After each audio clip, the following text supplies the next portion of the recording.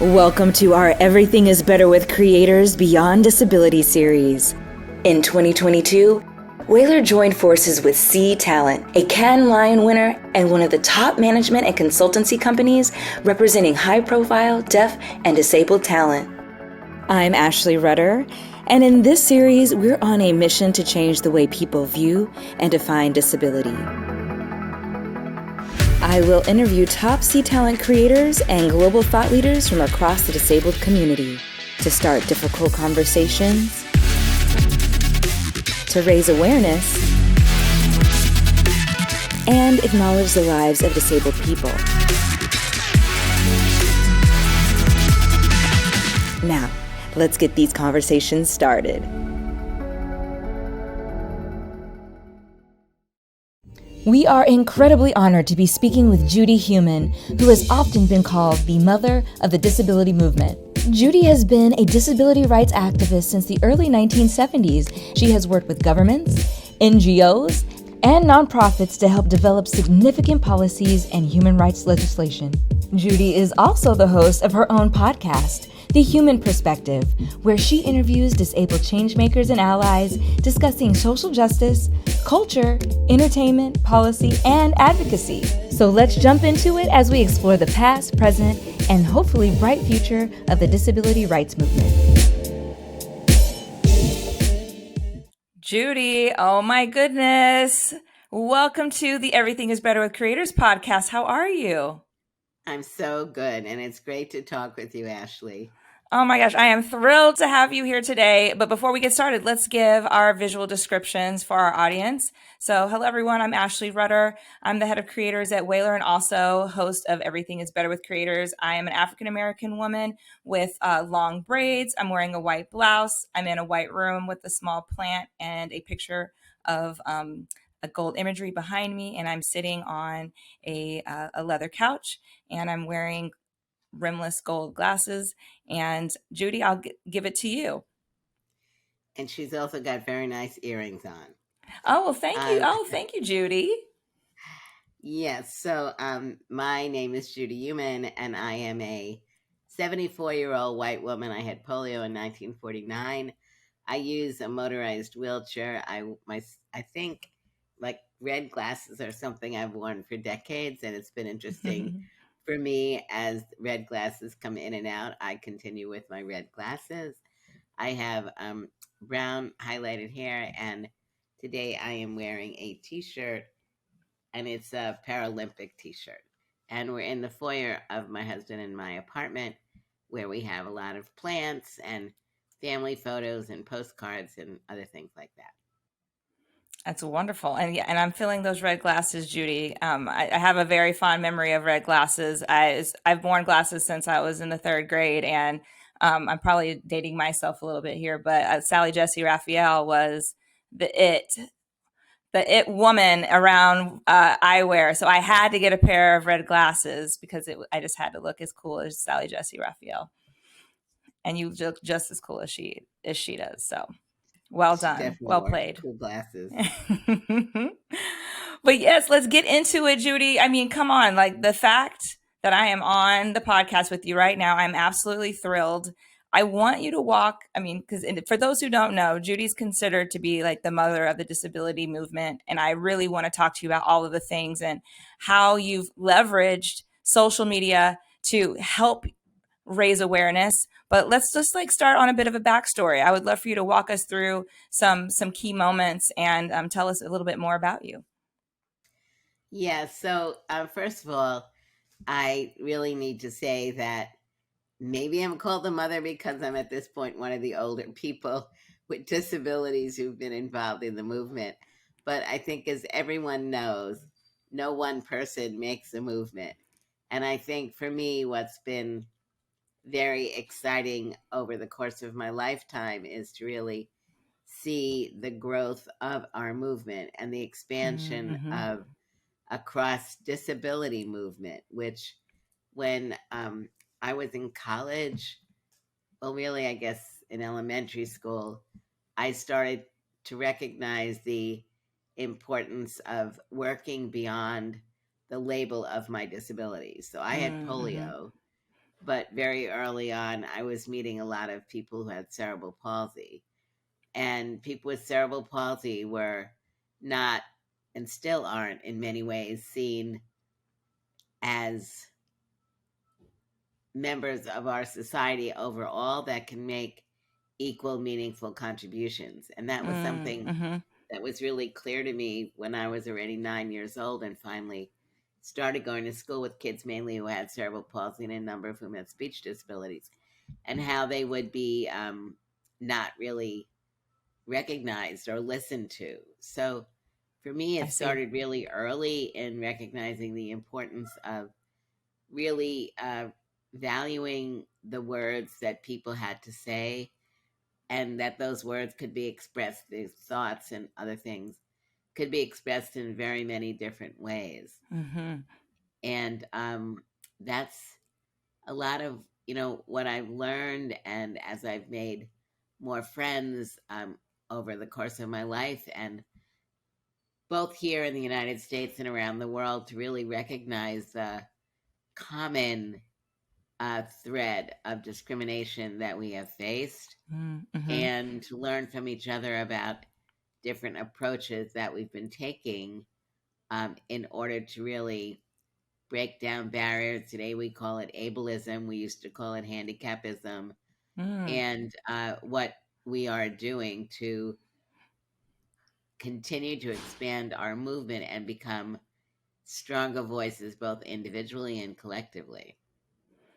That's incredible. And, I feel like there's been a big theme around language and around the disability movement. And like you said, having these evolutions of words that, keep evolving and more accurately describe what's going on with the fight against discrimination and the community. Like, tell me more about, because I'm super interested. When I was reading your bio, I was like, oh my goodness, the fact that you worked with the Obama administration, you worked with the Clinton administration. What was that work like, and what are some of your more proud moments?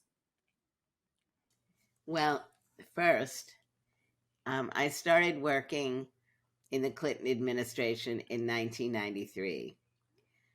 Before that, I grew up in Brooklyn, then I moved, and I was involved in both litigation because I Mm, had sued the Board of Education to get my teaching license wow. and to be a teacher. I'd also been involved with other disabled people in the New York City area on setting up an organization called Disabled in Action. Mm, So I was learning at that point about how to come together, how to express ourselves, how to really feel more empowered. And we could talk later maybe about other things that we were doing at that time. But mm-hmm, um, very much when I went to work in the Clinton administration, I had moved to Berkeley in 1993, mm, and I had done an internship, a regular job in the U.S. Senate, working for a senator, but then had been really heavily immersed in working in a few nonprofit organizations. mm, One okay. being the Center for Independent Living in Berkeley, which was the first organization of its kind globally, and then setting up another group called the World Institute on Disability. And I mention these because these were, as I was saying, organizations that were created and run by disabled people. Oh, And I our see. work was working directly with disabled people on empowerment issues and helping people be able to move and live in the community as they wished. But it also was very much working in public policy and with city government and county government and state and federal government. But it was as a disabled advocate with other disabled advocates. Mm-hmm, So we were working on influencing government. And when I was offered the position with the Clinton administration, it meant that I was leaving my role in the nonprofit world and moving into government, I which see. meant a lot of things. One is that there were very few disabled people working at the Department of Education. There were about 5,000 employees, Mm-hmm, and I was, well, for your audience, In the States, it's called assistant secretary. In other countries, it might be called a deputy administrator, Okay. or deputy minister. And I had a staff of about 400 people. Oh, Now, wow. in my area, we had a number of disabled people, but in the department overall, not that many. Certainly people that disclosed. Now, that was a very big issue because um, moving from being with disabled people and advocating as the essential part of our work, and then going into government working on development of laws, implementation of laws and rules, grant making, etc. Mm-hmm. There always was a shadow, sometimes not such a shadow, of ableism Mm-hmm. that was happening. I was believing it was happening, and how to figure out how to work effectively in an environment where it was my job to be able to really advocate as powerfully as possible with my team of staff and the department itself. And then we, of course, were working with our U.S. Senate and House of Representatives. So I would say that was one of the big challenges, Mm-hmm. was being able to assume my position and carry it forth in the way that I felt it needed to be done. And at the same time, dealing with issues around low expectations, day to day kinds of discrimination that were going on that people didn't acknowledge, understand. And at the same time, having a great platform was one of the best Mm-hmm. jobs I ever had, because now I was in a position overseeing many things going on for the entire country. So it also meant that Wow. I was bringing the voices of disabled people into the department to meet with Mm-hmm. staff, to meet with others, to attend meetings, to um, get people in our agency and other agencies really learning more from the disabled person's perspective, from the parents' perspective, Mm-hmm. what was really going on around implementation of our laws. So it was challenging, but I loved it. I learned a lot. I believe I had helped assemble a senior leadership of people in our office that was doing great work. So that was wonderful. And at the same time, I think because I did a lot of traveling, visited many schools around Mm-hmm. the country and met with all kinds of people, that, one of our clear messages was and is the importance of the voices of disabled people, and where children are involved, their parents, Mm-hmm. and to give people the due respect that they needed, and that our laws needed to be implemented. Implementation is a big thing for me. Mm-hmm. So that was Right. some of the Huge. big important. But then the Obama administration was very different, because then I was working in the U.S. Department of State. I see. And so that was international work. Ah. And one of the big roles I was playing there with my much smaller team was getting people in the State Department, which I think is like 50,000 people, and our embassies around the world, Uh-huh. to really understand who is the population of disabled people, which you and your listeners know is very diverse. Mm-hmm. And depending on the communities you live in, the countries you live in, um, there have been more or less opportunities that people have been afforded. But really, it was another wonderful job, because it, again, required teaching and learning, my needing to learn about what the State Department was and how it operated, and my team being able to be available to help out across the department, as well as to be really pushing forward on getting what we call a disability lens on the work of Mm. the State Department and others. So I would say those two jobs and a few others, one of the big issues has been, how do you help ensure that people are learning what they need to learn where their specialty is not disability, but where they recognize that disability is an essential part of whatever they're doing. So if they're working, for example, on prevention of violence against women, are they including disabled women? Are they recognizing that non-disabled women who experience violence very frequently have disabilities later on, whether it's PTSD or physical disabilities or a combination of things?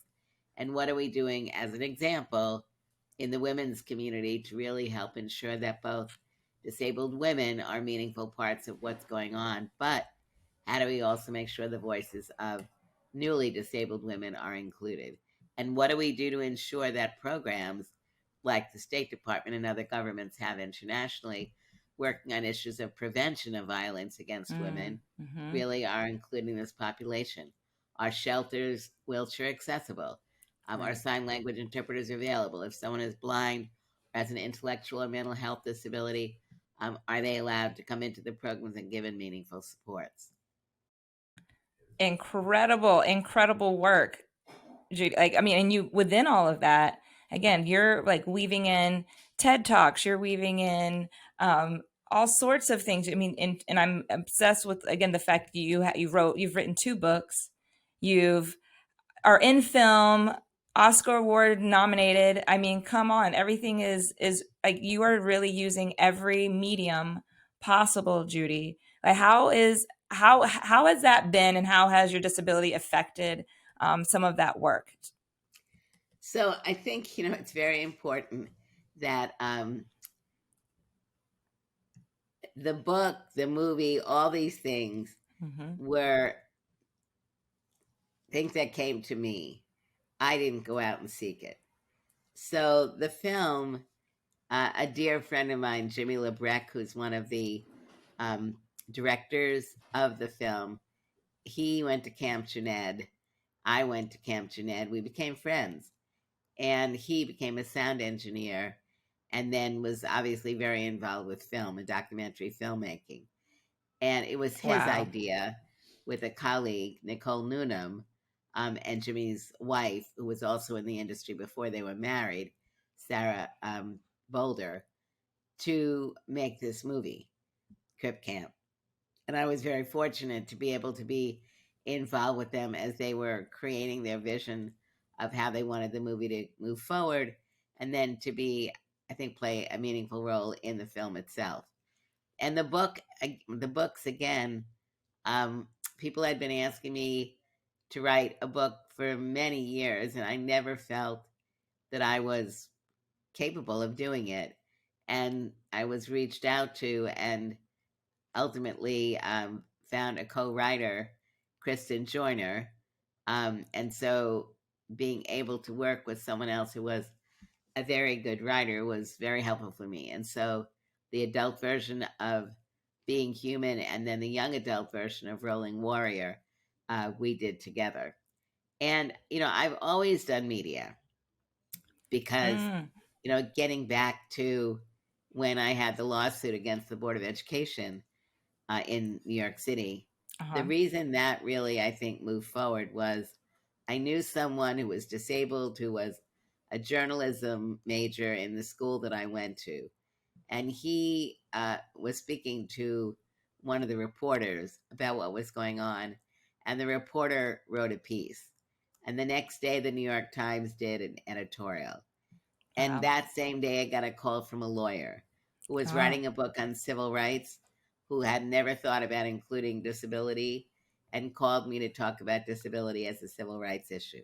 And then that day, I got a call from a show in the United States called The Today Show. And I was like 21, 22 years old. I'd never done any of this stuff. So it really kind of made me make a decision early on that our voices were not being heard well, and still aren't being heard the way they should be, and that I wanted to be a part of that change. That, again, incredible work, Judy. And I just love the fact that the film Crip Camp came from such a beautiful origin of real experience and real friendship. That's so amazing. I love it. So definitely. So tell me this, how are you balancing all of your personal interests with your advocacy work and your partnership with all of, again, with all of this media production? How do you balance it all? Probably not nearly as well as I would like to, because I work a lot of hours and have a great team of people that I work with. And my husband's always, you should just say no, stop at a certain time. And I kind of can't do that. So when I left the Obama administration, in the United States, we have civil servants and what we call political appointees. I was a political appointee, which means that when the party that you're representing, in this case, the Democrats, and Hillary Clinton lost, so my job ended.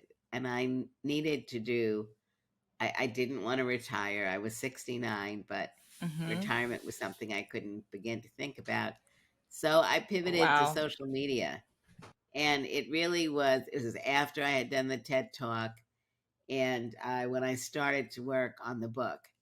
And shifting into social media was very important to me. And I was really fortunate to find a really wonderful woman to work with who had studied international rights, never learned anything about disability, but knew a lot about social media. So that's when we started doing podcasting. We did what? Yes. Sorry, they stumble on this one. We were doing Facebook Lives, is how we started. And the reason I wanted to do more social media is I wanted and still want to bring the voices of disabled people primarily, and some non-disabled people who are working as strong advocates with disabled people. I want their voices to be heard. For me, I think the general audience of disabled and non-disabled people can learn from the stories of other people. So that's really a lot of what I try to do, is let other people have their stories come forward and look for stories that are not all on the same path, but many different types of stories with people of different ages and different disabilities and different skill sets and interests. Because ultimately, what we're trying to do is influence people's thinking to understand that disabled people want to be able to be respected in our communities and be able to contribute. 100%. I love it. Now, I want to transition into C Talent and how C Talent has influenced your story. How did all of that, how did you get affiliated? How do you find out about C Talent? How did they find out about you? I don't know which one came first. Tell us. I think C Talent reached out to us. And that's because, they were following social media. Keely was, um, Keely was, up and coming a couple of years ago, building her company. And as a disabled woman, I was very interested in the work that she was doing, because disabled women. So that very much allowed this union to move forward. I think they've been doing a really great job. Keely is really a very dynamic, as you know, Yes, she is. woman who's got a clear vision on what she wants to be moving forward. And I think what's very important about the work that she and her team have been doing is really continuing to demonstrate how much there is out there to do. Truly.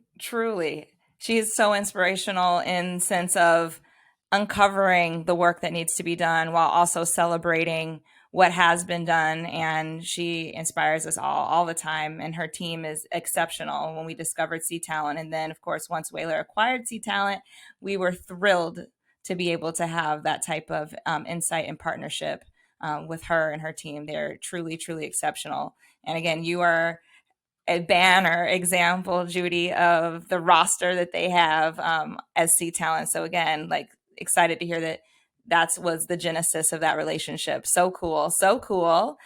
So to wrap all the things up, I always love to ask, what advice would you give? And Judy, like you're thriving. I want to know, like, please tell us what advice would you give to new creators or new advocates out there that are ready to use their platform to raise more awareness? I mean, I would say it's a combination of people that are entering and people that are in. The voices of disabled people and our views are still not seen and heard across media as they should be. There's a lot of good work going on from many dedicated people creating numbers of disability rights organizations like Forward Doc and Ramped in the music industry. Mm-hmm. Those, I think, are very important. And then, of course, all the great people who themselves are involved in social media and in theater and in journalism. There's just growing voices of people, which is wonderful. I want to say that I think it's very important for us as disabled individuals, regardless of our age, to really be able to think about, what do you want the world that you live in to look like? And what role can you be playing, both individually and with others, to really continue to transform our societies? We have many challenges and many more that are coming forward, like the global warming and environmental issues, new disabilities that people are acquiring as a result of some of these major changes. We've never really been involved, for example, on environmental issues. And I think we need to be able to play a more influential role in politics at the local levels, the state levels, national levels, and have our voices heard. And for me, I'm very much one that doesn't like to do things alone. I think it's so important that we learn about each other, from each other, and look at creating agendas moving forward that we can really help drive forward. So for me, it is think broadly, be able to tell your story.